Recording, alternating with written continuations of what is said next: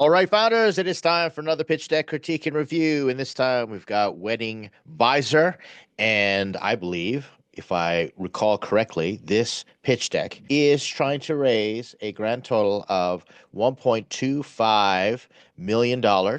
And we are looking at a pre-seed stage. And it says here, Wedding Visor, AI-powered wedding planning platform for couples and professional planners.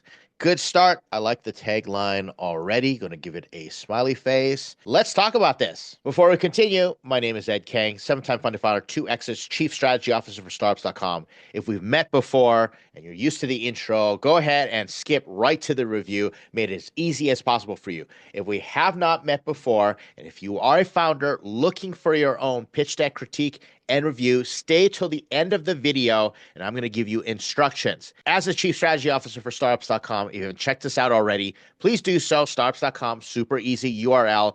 We do this all day, every day. I have over 1,300 founders I'm working with, 4,000 alumni, and we try and provide all the resources to help founders, especially early stage founders, raise money. If you're used to my other channel, this is my new home for pitch deck reviews, as I have teamed up with Startups.com to provide a great resource for all of you out there. While you're here, do the YouTube thing. Like, comment, subscribe. Your feedback is always helpful. Share this with another founder. Let's jump into this critique and review. So what I like about the tagline here is it's just very straightforward. AI-powered wedding planning platform for couples and professional planners. Perfect. Now, you don't necessarily have to say for couples. I'm just going to take that for granted. Now I'm being nitpicky right here. You just say AI-powered wedding planning platform, and that's it. And you can talk about the market and all that stuff later on. You could probably shrink it down, but like I said, still pretty good. I know what I'm getting into. Now we get to the problem. Wedding planning creates high-stress experiences for couples and operational efficiency for professional planners, costing both groups time and money. 96% of couples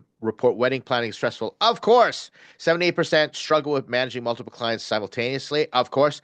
$58 billion U.S. wedding industry lacks integrated technology solutions that serve both sides of the market effectively. Okay, that's great. You've established why we need this, but you haven't given me, as always, what I'm looking for, which is the size, scope, and severity of the problem. So first, with every problem statement, you want to start off with who has the problem, how many there are, how bad is the problem, why does it exist, and if it doesn't get solved, how much money this is going to cost. And I like the fact that you've got 90% of couples, but you want to say how many is that? So take the number of couples that get married per year, take 96% of them, and then explain what problems they're having and how much it costs them. So you can say there are, let's say, 96 million couples, and I'm just totally pulling a number out there. Let's say 100 million couples are going to get married. I'm sure it's not that close. In fact, less people are getting married today, but that's fine. So that means you have 96 million couples that struggle or overspend by $2 billion a year because there's no integrated technology solution to serve both sides of the market effectively. Or 100 million couples struggle, or let's say 78% of planners. Let's say there's 1 million wedding planners. So now you're going to say 780,000 wedding planners lose money serving 100 million weddings because there's no integrated technology solutions. You see how I put some more teeth on there to make sure that the investor fully understands that there is a problem. It's not just opinion, right? We know it's high stress, and that's just going to be accepted. But can this problem be solved? And is it worth solving because it's worth billions of dollars? And if we solve it, then we're all going to be rich. That's what the investor is looking for. Let me highlight this for all of you out there. Just saying something's broken or something's wrong or saying millions of people have this problem does not help an investor. Again, it's your opinion. You want to be very clear and you want to quantify the problem in a way that the investor goes, okay, the founder understands. You're showing me market demand and opportunity. Therefore, we can make a lot of money because I can quantify the problem. That's where my investment dollars are going to go. By leaving things vague, you are either saying that you don't understand the problem, which you probably do, but you're not helping the investor understand the scope, the severity, the magnitude of the problem, therefore the opportunity. And that's why you need to start using language that investors understand. Telling a couple, hey, guess what? Wedding planning is going to stress you out like crazy.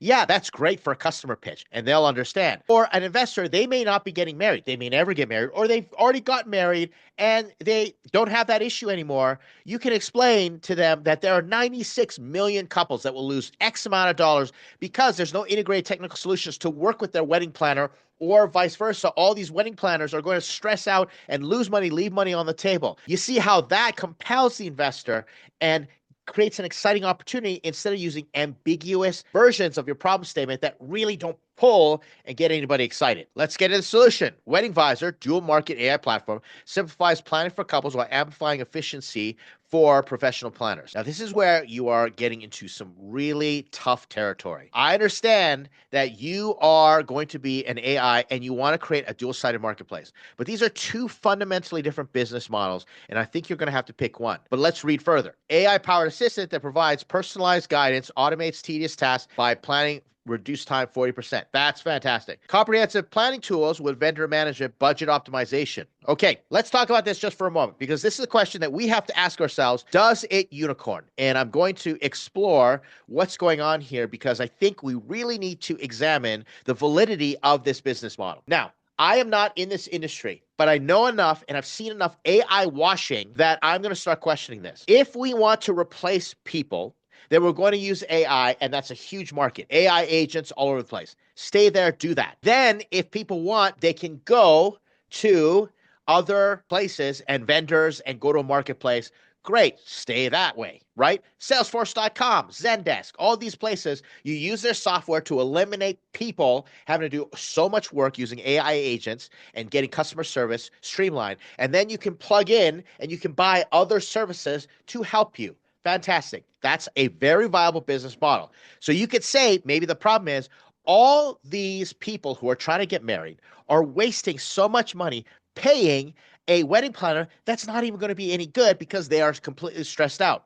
Therefore, we've replaced that person. We can do 90% of your wedding planning using an AI agent for a fraction of the cost, which couples will go, yay, fantastic. And then if you need a planner or you need help, you can access our marketplace for additional services such as the rentals, and it will connect. Fantastic. That could be a very good model. In fact, I'm pretty sure a lot of companies, a lot of startups are going to want to try and solve that. Now, the other side could be this. You could say, you know what? AI agents are never going to replace wedding planners. Therefore, we need to give wedding planners a better set of tools to manage that for the wedding planners that are going to have to interact. Therefore, our solution is a tool for the wedding planner, not both, that streamlines your customers. And not only that, has a bit of an entry point and allows marketing. So you can say, hey, everybody come to this main site. I use this wedding planning tool, this AI agent, and it'll help you. So hire me. That's the solution. So you're going to have to pick. I don't think you can put two in one because I think they contradict each other. Now, I'm open to you proving me wrong. Maybe there's a contrarian thesis out there, but as far as what I'm looking at right now, that's where I think that you need to go into idea validation, because doing a two-sided marketplace and trying to help both sides, that's two different business models. It's very difficult. It's going to require a lot of money. And I know you're trying to raise $1.5 million. I don't know even if that's going to be that much for that type of vision. But for one of these solutions on one side of the market, yeah, I think you're onto something for sure. I think you're going to have to pick. But like I said, I could be wrong. Just my opinion. I'm curious what everybody else thinks out there. I'm curious what other investors, or if you've actually validated this model and you've gotten some feedback on it. But I'm just flagging that right now. Look forward to your interaction and letting me know what you think. So if we continue on, the market potential. Wedding Visor targets 195 million annual revenue from the 58 billion wedding industry. I like that statement. It just says, hey, it's a really big industry and we think we're going to make $195 million. I really like that headline. So I'm going to definitely give you a check mark for this one. Nice work. 21 million U.S. weddings annually. I like the number there. That should be in your problem statement. Annually, averaging 30,000 average spend, $63 billion total market. Here's the problem. They're not spending $30,000 with you. That is, sure, bottom up, but they're not going to be spending $30,000. That's going to be as far as the flowers, the catering, the venue. I know what it costs to put a wedding. I definitely agree with that. So that's not your total market. So this statement, you start off really strong, 2.1 million. I like it. Primary market, I totally see what you're trying to do here. So that's going to be a lot better in terms of where you're going to go. But what I'm missing here is the why. Why you think this is a sustainable market and why you think that you're going to realistically add $10 million additional opportunity, you're making things complicated. If you're going to do a clear thing, we're going to target $195 million in the $58 billion wedding industry. Tell me 2.1 million times what you're going to charge is your total market. And then say, we're going to focus on, I don't know, Gen Z people or weddings in this area or summertime weddings or weddings with, internet savvy individuals, which I guess would be Gen Y and Gen Z. Give me a reason that you have a strategic advantage to focus on a particular market, and that's going to make your market slide a lot better. How it works, let's take a look at this. And I'm going to be very critical about this because it's AI. Wedding Advisor transforms overwhelming complexity into manageable steps through AI-powered checklists and guides. I like it. Answer a few friendly questions about your wedding dreams. Great. Our trained AI creates your master checklist. Great. Interact conversation with the AI to work through each checklist item. Great. And use integrated tools to visualize abstract elements. Great. I like this. You got way too much information in there, but you could break this down. Let's look at number 5. I saw number 5. That's not great because I had to look all the way over here. So let's make sure we design this properly. Finish your checklist, no time. Export your wedding plan effortlessly. Great. I think this is fantastic. You've actually answered the question that now you can hand this off to somebody professional. That's great. And then that means it's not necessarily a tool for wedding planners. You're actually eliminating the wedding planner out there. So I think this is good that you could basically narrow this down to 1, 2, 3, maybe even boil it down to 4 steps, maybe 3 steps, and explain. Now, here's what we need. I need an explanation how the AI is going to work. So do you have a proprietary data set? Is it proprietary? Or are you using a general LLM? How is that working? And just say something super quick, like at the bottom of all these steps, say we plugged into ChatGPT or different AI models, and it'll access the large language model with proprietary data based on the actual people that are getting married. I'm telling you all this right now for those of you who are working on AI solutions to avoid the AI washing. It's just going to be AI. You have to explain how the AI works because investors are getting more and more savvy. So have you built your own proprietary database? I talked to a founder the other day, and he said, we have a proprietary database that nobody else has that we built ourselves. Therefore, we need our own model. I'm like, fantastic. Let's tell that to the investor. Or if an investor says, I just want to know that you're building a wrapper around ChatGPT for now using whatever, Claude, Perplexity, I don't care what it is. And therefore, you're going to then develop your own data set that interacts and you figure out a way to better prompt those big LLMs right now. That's a very viable model. But investors are getting savvy. So if you don't explain it and you don't think it through, then you are just going to be clumped into everybody who's AI washing. And therefore, you're not going to raise any money, especially that $1.5 million. So warning to all of you out there who are doing AI washing. Okay, you can't just let it be AI washing, slap AI on for AI's sake. You have to explain how your AI is going to work in the most basic ways that the investor is going to understand. You've been warned out there. Any pitch decks come my way after you've watched this video, you want to make sure that you check this box. Continue on. Business model. Wedding Advisor generates revenue through tiered monthly subscriptions. Good. From yearly engaged couples and wedding professionals, ensuring a steady growing user base. You can just say yearly monthly subscriptions or monthly subscriptions. Standard. I like the way that you did. Margins. Great.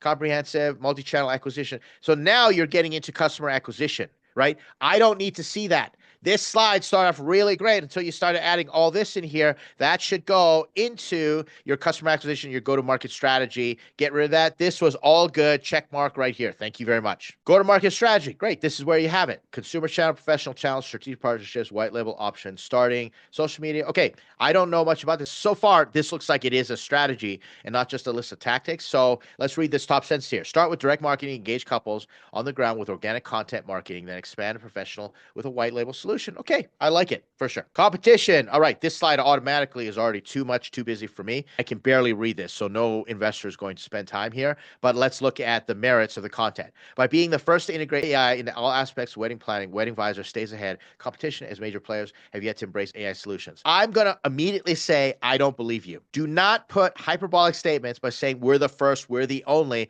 What if you're wrong? You're going to look super dumb. Just say we're integrating AI into every aspect and we want to make sure that we're going to stay ahead of competition. You're allowed to make statements like that, but get rid of, we're the first. Okay. That's just, no, you're not. You're not the only one. All major players have yet to embrace AI solutions.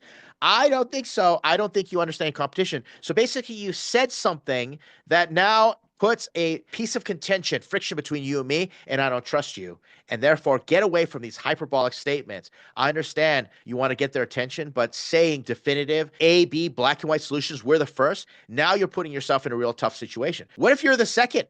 Well, then you basically lied, even though being second might be just as good. Now we look at all these things here, and we got traditional planners, and I can't read this. I'm sorry, I can't see it. So 24/7 wedding assistant, and I think you got all these check marks in there. I'm just going to take for granted that these are all the things the customer wants, and that's going to be a check. Recent funding, I don't need to see this. Okay, Breeze It raises $2 million to bring AI wedding planning. All right, let's stop for just a moment. You just proved my point. Breeze It raises $2 million to bring AI wedding planning, and you say you're the first to do it? Then you've basically just contradicted yourself on this slide. Do not do that. Look at your slides holistically and make sure that you do not make this mistake. This, to me, is a very egregious error. Founder, don't do that. Save yourself some heartache. Our team, thank you for blurring that out. You've got Edward. Okay, I'm going to think that you just took out your last name. Great. Founder, 5 years digital marketing, 3 years UI, UX design, 2 years project management, 1 year AI prompt engineering and development. Great. At least you've got some credentials here that say you have the experience or you can actually lean into the space anymore. I'd like to see some logos. I'd like to see some results. So explain to me, if you can, if you've worked this amount of time in digital marketing, what did you achieve? Did you grow something to $1 million? Did you exit a company? Did you help a major brand? That's where the social proof of the logo starts to happen. And the more you can put in there, the better you're going to be, because guess what? Here, we're not seeing anything. Co-founder, full stack developer, automation. Remember, you're trying to build AI. And so how does this individual have AI experience? I need more, and I need logos, because if you got technical person on your team, make sure you highlight that, because that's what investors are going to be looking for. Wedding Advisor's validated product market fit with users and is poised for rapid growth. Front end complete, back end 70% complete. Okay, so the product is not complete. So I appreciate that you put the state of the product here. But again, this is where you have created a hyperbolic statement that just simply is not true. You have not validated product market fit. You haven't. Sure, you might have talked to early users, and how do you know you're poised for rapid growth? These are one of these hyperbolic statements that is not going to create trust with investors. Let me just be super clear about this. All you founders out there, especially if you're early stage, do not talk about product market fit. Do not talk about scale. Do not talk about rapid growth. Just be very truthful about the 3 things that you're going to be looking for in traction, what investors are looking for. First, state of the product. We got that here. Congratulations. Thank you very much. Next, you want to talk about customer validation. So now we want to talk about how many customers you've talked to and how do you know it's validated. Don't just tell me we validated customer need and we're poised for massive rapid growth. So many customers. Every customer wants us. I saw a founder make that claim. We have 100% customers saying that they want our service. Okay, did you talk to 5 customers or 5,000 customers? That's going to make a big difference. So tell me how much customer validation that you have, how many customers you have, waiting list, community, people who committed, deposits. I don't care what it is. Then I need growth. I need to know how that's growing over a period of time. Are you adding 100 people to your wait list every single week, and that's growing 10% week over week? That's completely different than we surveyed a bunch of people, and now we've got 1,000 people who said, yeah, I'm interested. Let me be on your waiting list like 3 years ago. That's not going to help me whatsoever. So that's the reason we need to see traction. Momentum and velocity wins. I'd rather see a founder grow 10% week over week, starting off with 100 users or 100 points of validation, than have 1 million points of validation that's just monolithic and has just stayed stagnant for a really long time. That's what you want to get to. So tell the investor how you're progressing in those granular metrics, but don't say we have product market fit. You don't know that. You'll never be able to predict that, because if you have to talk about it, most likely you don't have it. So just be very clear that we have 15 customers, right? This is what I see on the slide. We have 15 couples ready to start using the solution. And just tell me, in the last month, we found 15 customers that have said they're going to use the solution. Conversations doesn't tell me traction, doesn't give me any validation whatsoever. So you're missing a lot of the key points, and you're trying to fill information on the missing key points with these grossly exaggerated statements that are not founded in any type of truth, and that is going to turn off the investor every single time. Funding, raising $1.25 million with first goal generate $65K MRR within 6 months of funding by converting 750 customers through targeted industry partnerships and wedding expo marketing. I don't believe you.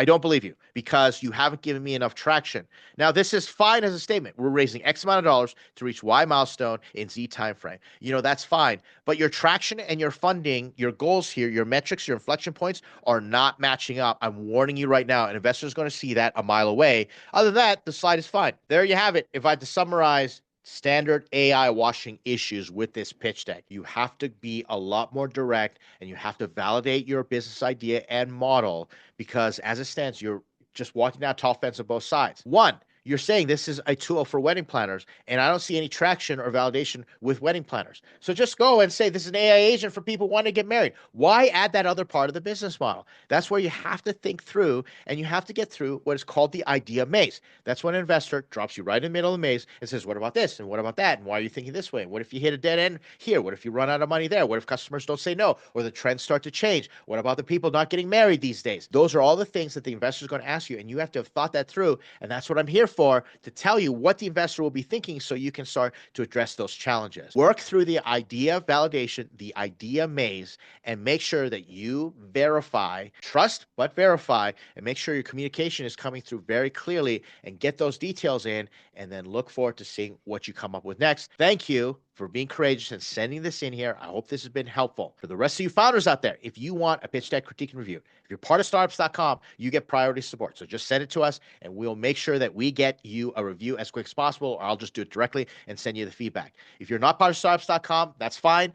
Send me a comment. Leave a comment on this video and say, I'd like my pitch deck reviewed. Here's what I'm building. We have an intake process to make sure that every single review that we do has some type of value for the rest of the community, because we have a long line. You can imagine we're doing these for free. How many founders really want us to do it? So make sure that you follow the instructions, and then you'll get an email with further instructions and a few hoops to jump through, and then we'll do your pitch deck critique and review. That's it for this one. Once again, thanks. Leave a comment. Let me know what you think. Share this with another founder that could benefit from this information.